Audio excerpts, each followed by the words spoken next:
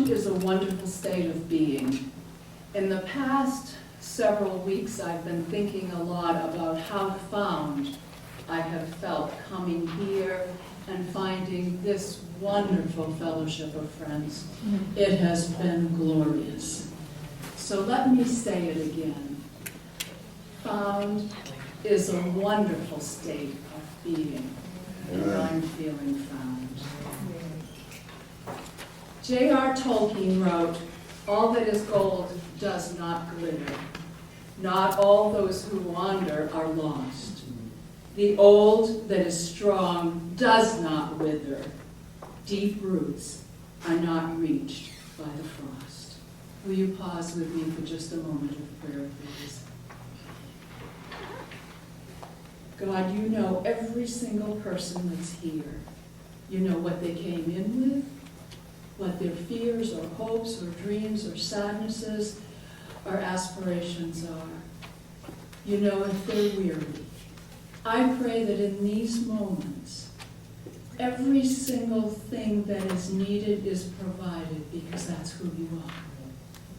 I thank you, and I ask that everything that I say gives glory to all that you have done for us. Again, we thank you. Amen. This new day is our gift. It contains all the possibilities of our hopes, our challenges, our unknowns, and I'm so glad that we're sharing it together right here. A middle school student named Promise Sawyers, at the start of the school year this year, had her story go viral when she recounted wearing her hair to her new school in a natural afro. Several students made bullying remarks that hurt her. I was immediately taken back to a fond memory of my college roommate when I was in Bible college. It was 1969, and Angie defied the prevailing rules of our conservative Bible college. Black is beautiful had just been bantered about and coined. And she defiantly stopped hot combing her hair and straightening it. Angie was absolutely beautiful, and I was a cheering squad for her. It confounded my mind that anyone would tell someone they couldn't wear their hair the way that God had created it. That experience began my seeing the fallacy of a white standard of beauty, and I wasn't having any of it.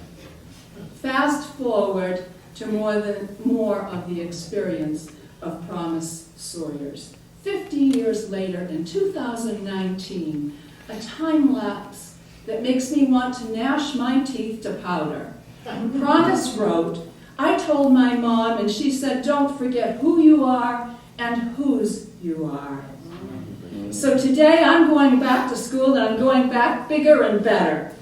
Her mom continued, "And don't you allow anyone to steal your joy.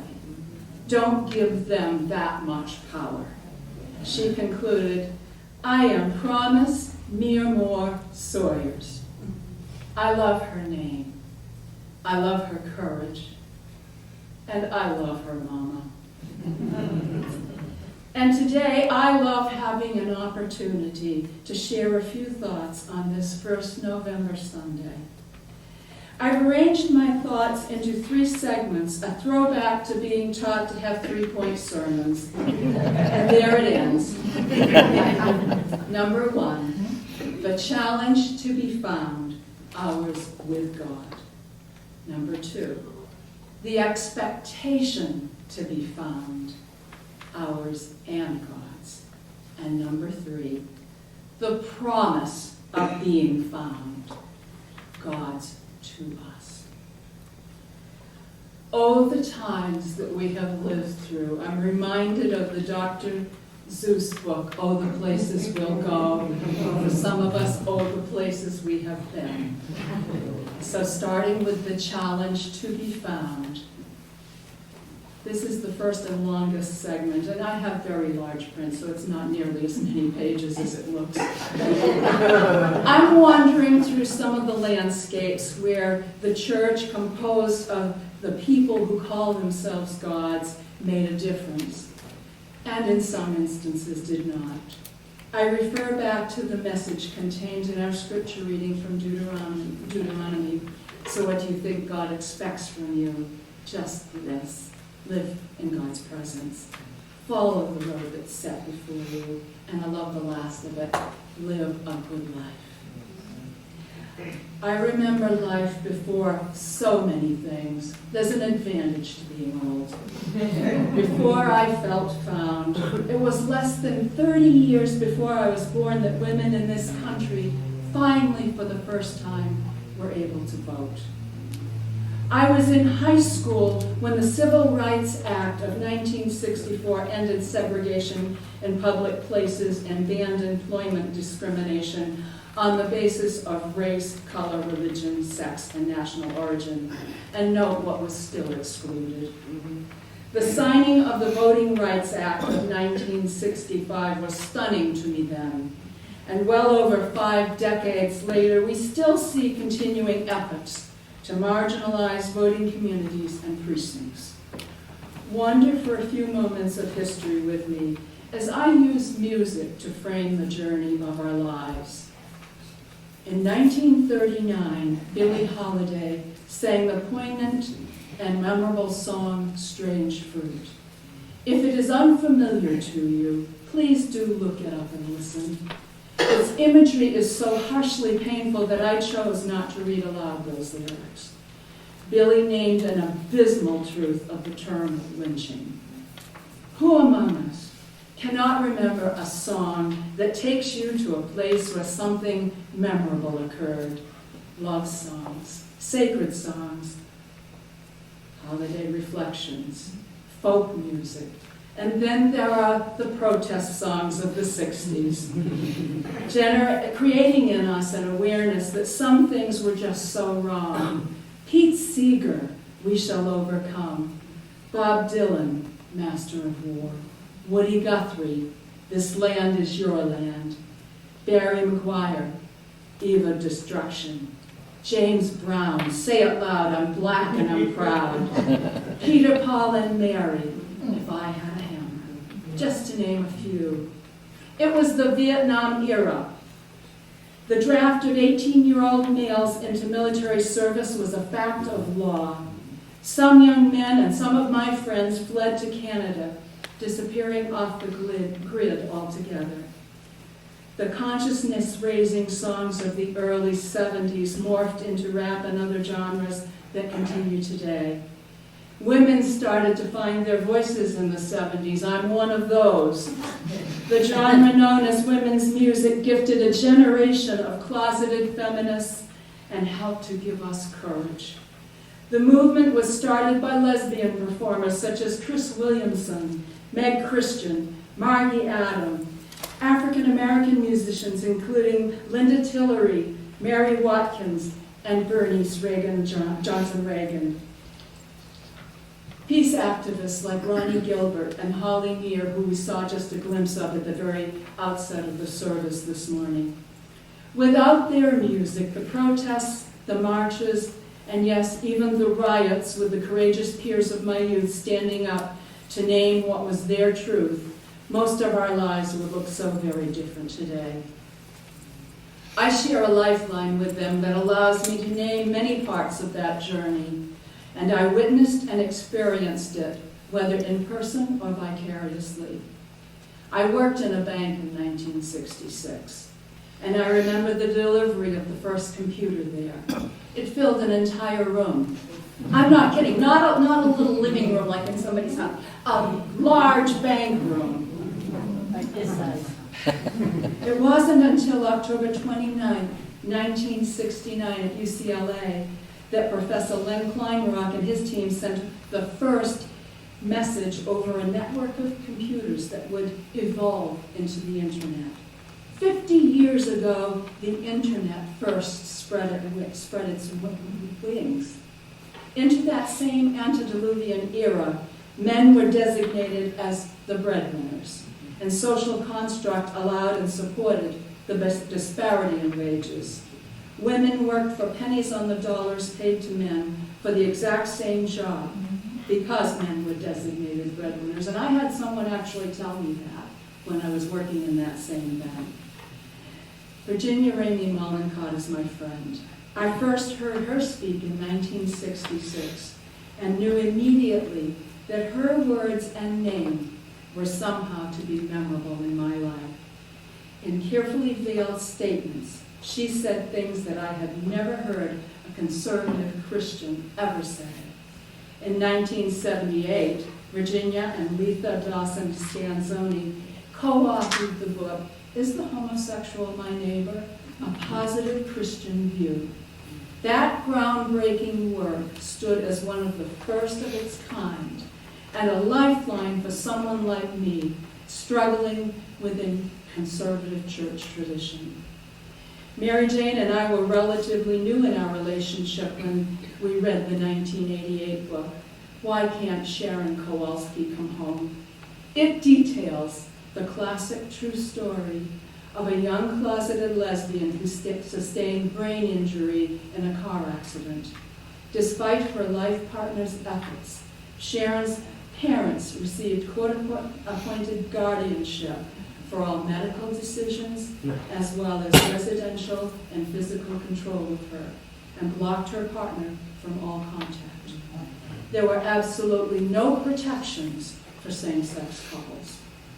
Likewise, Edith Windsor and Thea Spire left their story in the documentary Edie and Thea, A Very Long Engagement. And if you haven't seen it, I encourage you to consider it. 42 years they waited to marry. These are the mentors who fought injustices so we could all benefit. Let me explain what prompted me to do this look back, aside from Pride Week and Pride Month and all of the other things that have been on the news.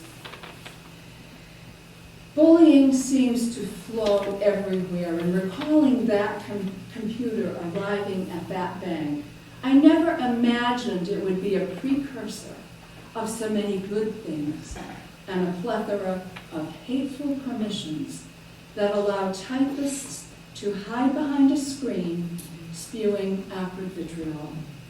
We are in an era where truth seems elusive and gaslighting efforts leave us stunned. Those who witnessed or survived the Holocaust horrors, as well as those who went to war to fight against such atrocities, are dying daily. Meanwhile, other factions are trying to rewrite the narratives of history, declaring that those nefarious crimes against humanity never happened. In Crown Heights, New York, a man owned a Jewish bakery. Having survived the camps, he once said, "You know why it is that I'm alive today? I was just a kid at the time. We were on the train being taken to Auschwitz. Night came and it was freezing icy in that boxcar." He continued, "Sitting next to me was an old man, a beloved elderly Jew. I recognized him from home. He was shaking from head to toe from his shivering. So I wrapped my arms around him and began rubbing him, trying to warm him. I rubbed his arms, legs, face, neck. I begged him to hang on. All night long, I tried this way to keep the man warm. I was tired. I was freezing cold. My fingers were numb, but I couldn't stop rubbing heat into the old man's body. Hours and hours went by this way. Finally, morning came, and the sun began to shine, bringing some dim light into the enclosed car. I looked around to see some of the others. To my horror, all I could see were frozen bodies. And all I could hear was deathly silence. No one else in that containment made it through the night. They died from the frost. Only 2 people survived, the old man and me. He survived because somebody kept him warm. I survived because I was warming someone else. The secret of Judaism goes like this. When you warm other people's hearts, you remain warm yourself. When you seek to support, encourage, and inspire others, then you discover support, encouragement, and inspiration in your own life as well. Those who cannot remember the past are condemned to repeat it. My second point, the expectation of being found. Micah 6:8 was, but God has already made it plain how we're to live, what to do, what God is looking for in humanity. It's quite simple. Do what is fair and just. Be compassionate and loyal in your love. Activist Holly Near wrote and sang so many songs that teach. This morning at the very beginning of the service, we played Holly Near with the San Francisco Gay Men's Chorus. It was hard to hear, but it's a wonderful song, and the words of Singing for Our Lives go like this. We are a gentle, angry people, and we are singing for our lives. We are a justice seeking people, and we are singing for our lives. We are young and old together, and we are singing for our lives. We are a land of many colors, and we are singing for our lives. We are gay and straight together. And they've added another verse that I hope you caught this morning. And we are singing for our lives. We are a gentle, loving people, and we are singing for our lives. Another song that Holly gave us reads like this. And I listen to Holly Near to this day, probably monthly at least, because she feeds my soul. Something changes in me when I witness someone's courage. They may not know I'm watching. I may not let them know. That something changes in me that will last me for a lifetime, to fill me when I'm empty and rock me when I'm low. Something changes in me anytime there's someone singing all the songs I've never forgotten. Let our voices sing them strong. Something changes in me anytime there's someone standing for the right to be completely all the good things that we are. Something changes in me when my arms are held wide open. Fear and hate are set aside, and only love remains. MCC had its beginnings in 1968, and I was following it then. At that time, Christocentric churches were rejecting us, and the term gay hadn't even been coined. Were it not for the courage of Troy Perry that resulted in vision and activism inspiring many others, the likes of us would not have been given the hope that welcomed us to God's inclusion.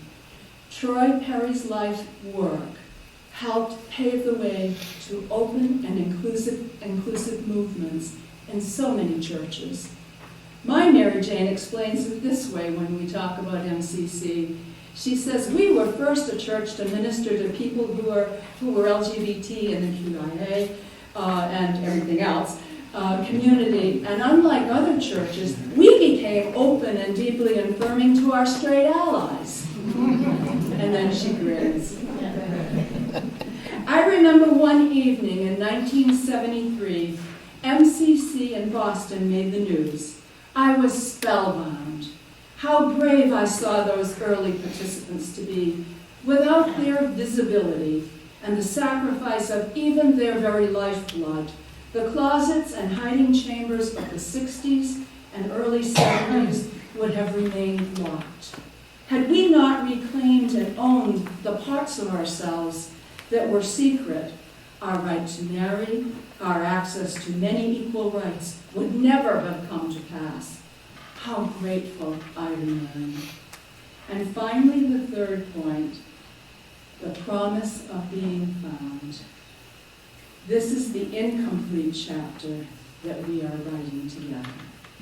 I call it the wonder of the rainbow then and now. Genesis 9:16, whenever the rainbow appears in the clouds, I will see it and remember the everlasting covenant between God and all living creatures of every kind on earth. This photo is by an Oregonian named Larry Andreessen, and it's a supernumerary rainbow, and I never saw one before, and I just was struck by it, because it just ekes out into the world much like we do. So now I'm on the look back side of my memories. I remember being found. You have seen the timeline of my history. Now living retired, I'm still finding my way. I remember the barriers that kept me from church ministry. First, many churches were closed to women, especially single women, and I couldn't marry. How very much that thinking changed the river of the flow of my life toward finding a backdoor career path as a clinical social worker. I found a life of service, doing whatever my hands found to do. These seem to be the challenges that will make our faith walk lovingly touch others, and one by one make the world a better place than we found it to be. We will help others to also be found. We will be warmed by our actions of warming others. The late Elijah Cummings' poignant words remain. When we're dancing with the angels, the question will be asked, what did you do to make sure we kept our democracy intact? I read that as, what have we done to keep our promises? Did we stand on the sidelines and say nothing? How are we to respond? How do we make a difference?